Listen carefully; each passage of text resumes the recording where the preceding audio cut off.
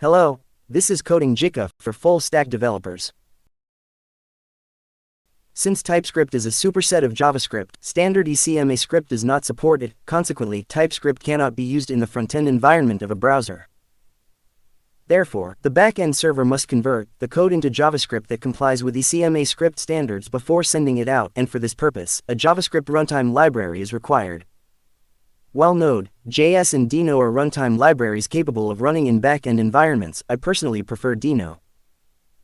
Even when using TypeScript only in the back-end, Node.js does not include a TypeScript engine, so it requires installing a separate package and performing a separate transpile to run.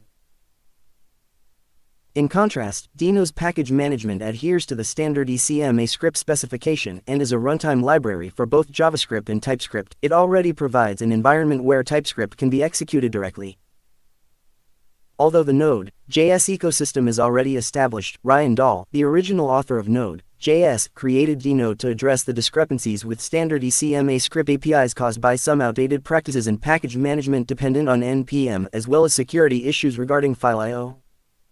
ECMAScript is a rulebook and programming language specification created to establish the standard for JavaScript.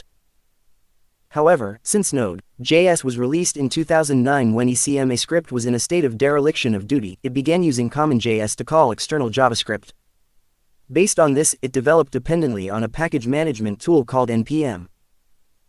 However, as ECMAScript began releasing standard specifications annually in earnest starting in 2015, Node.js, with its already established ecosystem, is now showing a disconnect from standard ECMAScript. In particular, support for import and export, which call external modules, was added in ECMAScript version 2015. Furthermore, to develop large-scale applications, support for strict syntax was required, leading to the release of TypeScript in 2012. Since Node.js, released in 2009, does not include a TypeScript engine, it requires the installation of a separate package and separate transpilation to run. In contrast, Deno adheres to the standard ECMAScript specification for package management and includes a built-in TypeScript engine. NPM, the package manager for Node.js, offers a vast library of resources but suffers from major issues such as low package quality, security vulnerabilities, and an inefficient dependency structure. To avoid these problems, Deno introduced a method where packages are downloaded and made available for use simply by importing them via a web address, rather than relying on a separate package manager. Although Deno has many advantages over Node.js, the established Node.js ecosystem means that Node.js remains a dominant user base, and most JavaScript runtime packages are still built based on NPM. Deno was created to replace Node.js, which deviates from standard ECMAScript.